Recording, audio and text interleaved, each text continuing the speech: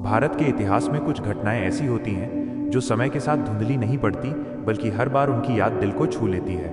ऐसी ही एक कहानी है भारत के पूर्व प्रधानमंत्री राजीव गांधी की, जिन्होंने न केवल अपने नेतृत्व से देश को एक नई दिशा दी, बल्कि अपने जीवन की आहुति देकर देश सेवा के प्रति अपनी प्रतिबद्धता को अमर कर दिया। ये कहानी उनके बलिदान, उनके परिवार के दर्द और उस साजिश की है जिसने एक युवा नेता को हमसे छीन लिया। ये कहानी उन पलों की है जो इतिहास के पन्नों में खून के लाल अक्षरों से लिखे गए हैं। राजीव गांधी, जिन्होंने मात्र 40 वर्ष की उम्र में देश की बागडोर संभाली, वो भी तब जब उनकी मां और तत्कालीन प्रधानमंत्री इंदिरा गांधी की 31 अक्टूबर 1984 को उनके ही सुरक्षा गार्डों द्वारा हत्या कर दी गई। यह वो समय था जब राजीव के कंधों पर न केवल अपने परिवार का दुख सहने की जिम्मेदारी थी, बल्कि पूरे देश को संकट से उबारने का दायित्व भी था। राजीव को राजनीति में कोई विशेष रुचि नहीं थी। वो एक साधारण जीवन जीना चाहते थे, अपने परिवार के साथ समय बिताना चाहते थे। उनकी पत्नी सोनिया गांधी ने भी बार बार उनसे आग्रह किया था कि वो राजनीति से दूर रहें। सोनिया, जो इटली से भारत आई थी और जिन्हें भारतीय राजनीति की जटिलताओं का गहरा अंदाजा था, ने आंसुओं भरी आंखों से राजीव से कहा था, राजीव, राजनीति में मत जाओ, वे तुम्हें भी मार देंगे। लेकिन राजीव का हृदय देश के प्रति कर्तव्य से बंधा था। उन्होंने सोनिया से कहा, इस मुश्किल घड़ी में देश को संभालना मेरा कर्तव्य है। और इसी कर्तव्य बोध के साथ 1984 में राजीव गांधी ने भारत के प्रधानमंत्री के रूप में शपथ ली।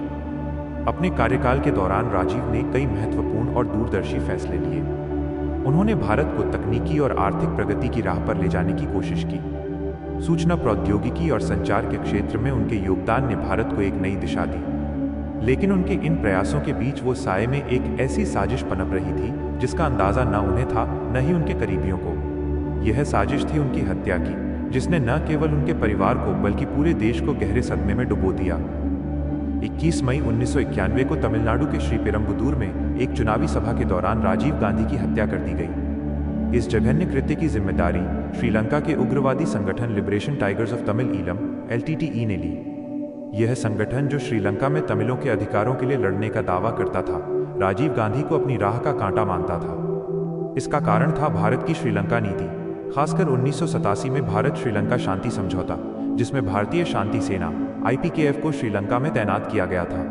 इस नीति से नाराज LTTE ने राजीव को निशाना बनाने की ठान ली। इस साजिश की जड़ें नवंबर 1990 में श्रीलंका के जाफना के घने जंगलों में पड़ी। वहां LTTE के प्रमुख वेलुपिल्लई प्रभाकरण अपने 4 विश्वस्त साथियों के साथ एक गुप्त बैठक में जुटे थे। इस बैठक में राजीव गांधी की हत्या का खाका बनाया गया। प्रभाकरण ने अपने विश्वासपात्र जासूस शिवरसन को इस योजना को अंजाम देने की जिम्मेदारी सौंपी। शिवरसन ने तमिलनाडु में उन लोगों को संगठित करना शुरू किया जो LTTE के समर्थक थे या जिन्हें राजीव गांधी के खिलाफ भड़काया जा सकता था। इस योजना के तहत नलिनी, धानु और सुबा को उनकी टीम में शामिल किया गया। धानु, जो बाद में मानव बम बनकर राजीव की हत्या का कारण बनी, इस साजिश का मुख्य हथियार थी। LTTE ने इस हत्या के लिए हर कदम को बड़ी सावधानी से प्लान किया। बम और अन्य जरूरी सामग्री की आपूर्ति के लिए उनके आतंकवादी नेटवर्क ने काम शुरू किया। लेकिन सवाल यह था कि इतनी कड़ी सुरक्षा के बावजूद आखिर कैसे एक मानव बम राजीव गांधी तक पहुंच पाई? इस सवाल का जवाब भारतीय राजनीति के उस काले दिन में छिपा है जब श्रीपेरम्बुदूर में यह हादसा हुआ। 1991 में लोकसभा चुनाव का माहौल था। 2 साल तक सत्ता से बाहर रहने के बाद कांग्रेस पार्टी राजीव गांधी के नेतृत्व में फिर से सत्ता में वापसी की कोशिश में थी। राजीव पूरे देश में जोर शोर से प्रचार कर रहे थे। इसके लिए कांग्रेस ने दिल्ली फ्लाइंग क्लब से एक किंग एयर विमान किराए पर लिया था। राजीव का शेड्यूल बेहद व्यस्त था। वो छोटे बड़े शहरों और कस्बों में रैलियों और सभाओं में हिस्सा ले रहे थे। 20 मई 1991 को राजीव ने ओडिशा और आंध्र प्रदेश में कई सभाओं को संबोधित किया। अगले दिन 21 मई को वो आंध्र प्रदेश के विशाखापट्टनम में थे। वहां से उन्हें शाम को चेन्नई के लिए उड़ान भरनी थी। लेकिन नियति को कुछ और ही मंजूर था। विशाखापट्टनम में विमान की तकनीकी खराबी के कारण उनकी उड़ान में देरी हुई। इंजीनियरों ने जल्दी ही समस्या को ठीक कर लिया और राजीव ने चेन्नई जाने का फैसला किया। चेन्नई से करीब 50 किलोमीटर दूर श्रीपेरम्बुदूर में कांग्रेस की स्थानीय उम्मीदवार मरागथम चंद्रशेखर ने राजीव के लिए एक विशेष सभा का आयोजन किया था। राजीव नहीं चाहते थे कि उनके समर्थकों का उत्साह कम हो, इसलिए वो थकान के बावजूद चेन्नई के लिए रवाना हो गए। शाम 6:30 बजे उनका विमान विशाखापट्टनम से चेन्नई के लिए उड़ा। रात 8:20 बजे विमान चेन्नई में उतरा, जहां मरागथम चंद्रशेखर ने उनका स्वागत किया। वहां से राजीव बुलेट प्रूफ गाड़ी में सवार होकर श्रीपेरम्बुदूर के लिए रवाना हुए। सभा स्थल पर हजारों समर्थक पहले से ही मौजूद थे। माहौल माहौल उत्साहपूर्ण था। चारों तरफ राजीव और इंदिरा गांधी के पोस्टर लगे थे। एक सांस्कृतिक कार्यक्रम का आयोजन किया गया था और ऐसा लग रहा था मानो कोई उत्सव हो, लेकिन कोई नहीं जानता था कि यह उत्सव जल्द ही मातम में बदल जाएगा। सभा स्थल पर सुरक्षा के कड़े इंतजाम थे। इंदिरा गांधी की प्रतिमा के पास, जहां राजीव को माला अर्पण करनी थी, से मंच तक जाने के लिए एक रेड कारपेट बनाया गया था। इस रास्ते पर लकड़ी की मजबूत रैलिंग लगाई गई थी ताकि समर्थक राजीव का अभिवादन कर सके। मंच पर कुछ चुनिंदा कार्यकर्ताओं को राजीव से मिलने की अनुमति थी। मरागथम चंद्रशेखर ने अपने सहयोगी दोष को उन लोगों की सूची तैयार करने की जिम्मेदारी दी थी जो रेड कारपेट क्षेत्र में राजीव का स्वागत करेंगे। सुरक्षा के लिए स्थानीय पुलिस सब इंस्पेक्टर और 2 अन्य पुलिसकर्मी मेटल डिटेक्टर के साथ तैनात थे। रेड कारपेट क्षेत्र में महिलाओं की तलाशी के लिए महिला सुरक्षाकर्मी अनुसुया तेजी को नियुक्त किया गया था। 300 से अधिक पुलिसकर्मी सभा स्थल पर तैनात थे जो एक अभेद्य सुरक्षा घेरा बनाए हुए थे। लेकिन इन सब के बावजूद मानव बम धानु सभा स्थल तक पहुंच चुकी थी। रेड कारपेट क्षेत्र में एक महिला, लता कन्नन, और उनकी बेटी कोकिला को राजीव का स्वागत करने की अनुमति थी। लता ने हाल ही में कांग्रेस पार्टी ज्वाइन की थी और चाहती थी कि उनकी बेटी कोकिला राजीव को एक हिंदी कविता सुनाए। रात 9 बजे के करीब दोष ने लता और कोकिला का नाम सूची में जोड़ा। इस सूची में कुल 24 लोग थे, जिनमें 22 पुरुष कार्यकर्ता थे। लेकिन उस दिन की तस्वीरों में एक ऐसी महिला दिखी जो नारंगी और हरी सलवार कमीज पहने थी और जिसके हाथ में चंदन की माला थी। ये महिला धानु थी जो लता और कोकिला के पास खड़ी थी। किसी को ये नहीं पता था कि वो उनके साथ नहीं थी। धानु के साथ एक पुरुष भी था जो सफेद कुर्ता पजामा और चश्मा पहने हुए था। यह पुरुष शिवरसन था जो इस साजिश का मास्टरमाइंड था। रात 10:10 बजे के करीब राजीव गांधी सभा स्थल पर पहुंचे।